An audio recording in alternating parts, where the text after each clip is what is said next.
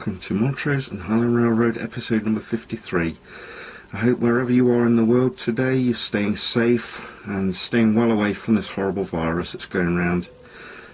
Being off work as I am, it's given me quite a lot of time to make updates on the railroad. I've not done a lot of scenery to be honest, but I have done a lot of track work. Let's take a look. Okay, so in the last episode you saw that I'd been doing a rock face here at the mouth of at the mouth of Blue Haven Yard. I've now finished this. I think it's come out very well. I did want to put some water running out of the rocks down there, and you can just about see it, I think. Maybe you can't from this video, but it is there. Painted the rocks, and I think I've matched it in quite well with the Chooch Enterprises retaining wall there. I've used a bit more of the Chooch Enterprises wall there.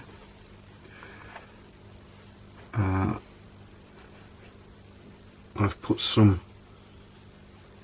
scenic work in here as well along the edge of the cliff face. You can perhaps see that there's a speed restriction sign there, and I'm merging the roadway into the back scene. I've used a piece of old rail there to make a crash barrier, and there'll be bend signs there as well. And this tree will continue foliage along the top of there so you can't see where the road has disappeared to. I've also put some sidewalk down here. I'm not sure why anybody would want to walk along here, but it's there anyway. Please excuse my camera strap while I remove it.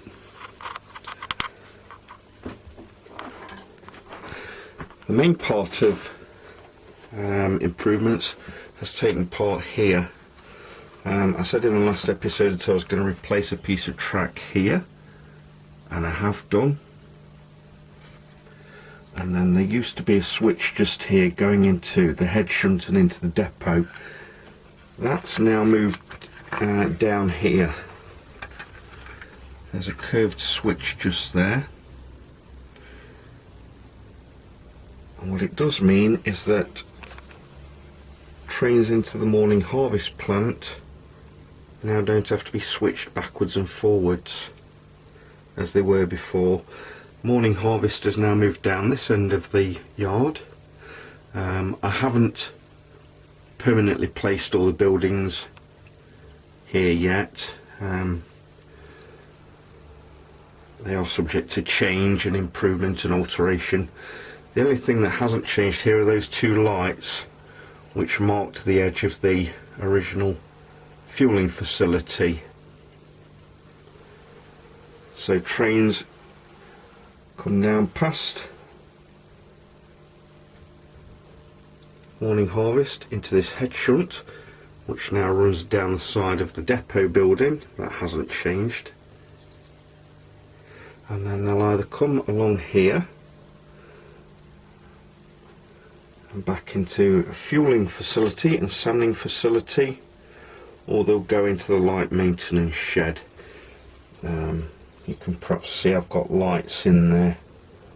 There are two lights in there, and I don't know if you can tell from this video, but you can see the light through those opaque windows.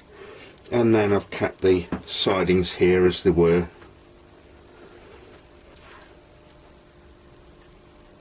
As I say, all these buildings are subject to change and alteration.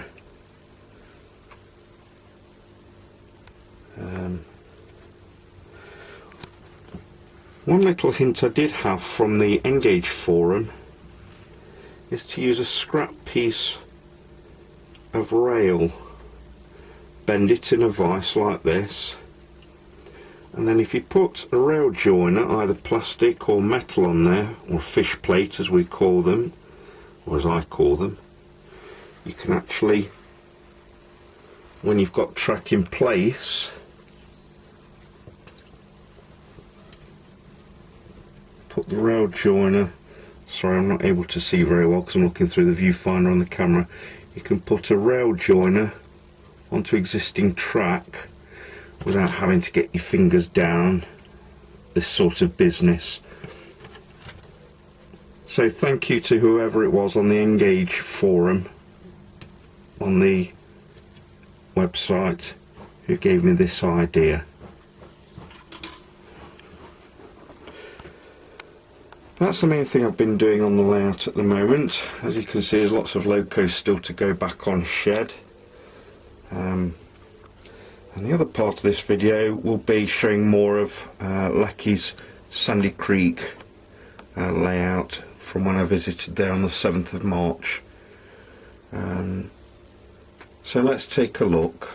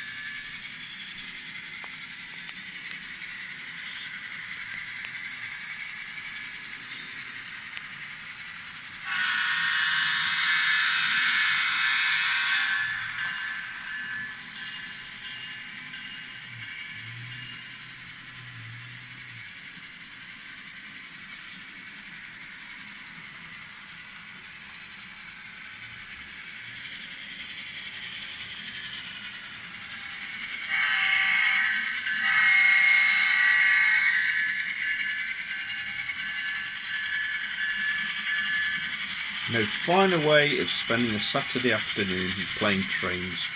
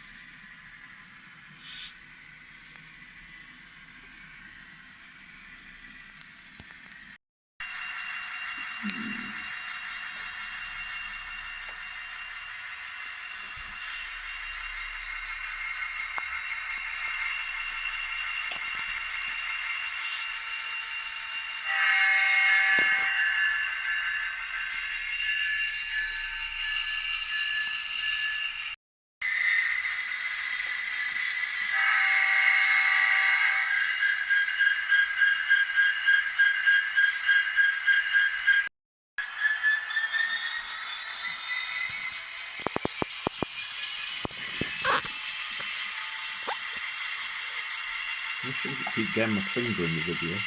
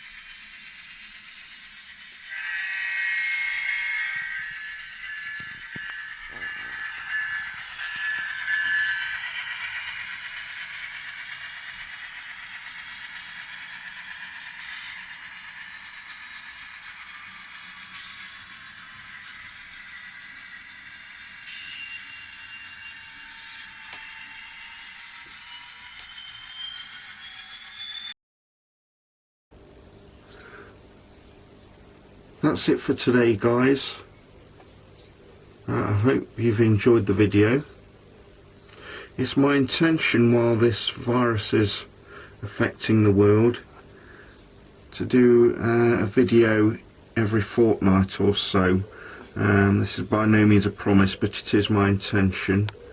I've got a list of jobs which I've got here. You might be able to see some of those. I'm going to carry on doing scenery updates, especially around Blue Haven, which is this area here. That's Pizza Parlour's looking a bit forlorn here on its own, so needs some more buildings putting on there. As I said to you before, I'm going to restore this building, and then, as I say, just carry on improving the scenery in this area firstly, but eventually extending all the way around the layout. I'm also hoping to do some updates on Cascade. As you can see, not much happening up here again. It always seems to take second place to my Montrose and Highland Railroad main layout.